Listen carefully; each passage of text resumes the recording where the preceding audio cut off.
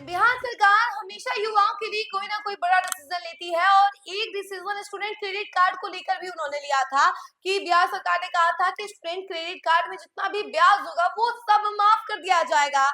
यानी जो लोग स्टूडेंट क्रेडिट कार्ड से पैसा लेते हैं तो उन सभी के जो ब्याज लगते हैं वो सब ब्याज माफ कर दिए गए, सिर्फ उन्हें मूलधन ही चुकाना पड़ता है। तो ऐसे में अब जानकारी क्या कुछ निकल कर आ रही है स्टूडेंट क्रेडिट कार्ड को लेकर, हम जरा उसके बारे में आपको विस्तार से बताते हैं। लेकिन उससे पहले नमस्कार, न्यूज़ फाउंडेशन देख रहे हैं आप और मैं हूं सानिया आपके साथ।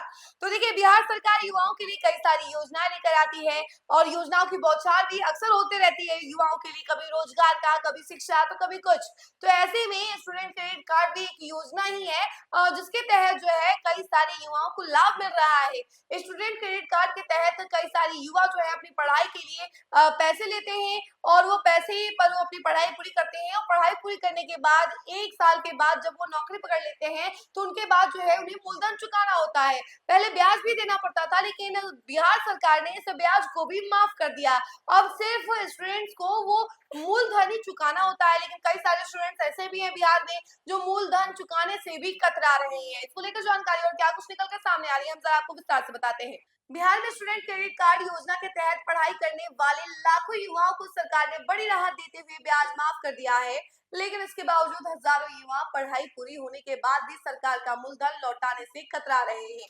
राज्य में कुल 3,89,363 युवाओं का ब्याज माफ किया गया है, फिर भी 62,436 युवाओं ने अब तक लोन की वापसी शुरू नहीं की है। ऐसे सभी डिफॉल्टर्स युवाओं की सूची जिला स्तर पर निबंधन सह परामर्श केंद्र यानी कि डीआरसीसी द्वारा तैयार कर ली गई है।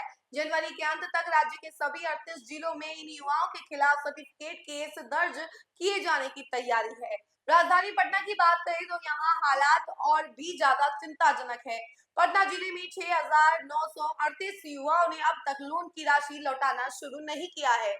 बिहार राज्य वित्त निगम की सहायक महाप्रबंधक कुमारी नीतू ने बताया कि पटना जिले में अब तक करीब 5,000 युवाओं को स्टूडेंट क्रेडिट कार्ड के तहत लोन दिया गया है। शेष आवेदनों की जांच चल रही है और उन्हें भी तेजी से निष्पादित किया जा रहा है। स्टूडेंट क्रेडिट कार्ड लोन सरकार द्वारा उन छात्रों को दिया जाता है जो किसी मान्यता प्राप्त संस्थान में नामांकन लेकर उच्च शिक्षा प्राप्त करना चाहते हैं। यह सुविधा केवल बिहार के स्थायी निवासियों को मिलती है और इसके लिए बिहार से इंटर पास होना अनिवार्य है। सरकार ने स्पष्ट किया है कि वर्ष 2018 के बाद लोन लेने वाले युवाओं को ब्याज माफी का लाभ मिलेगा। जिन्होंने पहले ही ब्याज सहित किस्त जमा कर दी है उनकी राशि वापस नहीं होगी, लेकिन जो मूलधन शेष है उस पर अब ब्याज नहीं लिया जाएगा। लोन वापसी का नियम भी साफ है।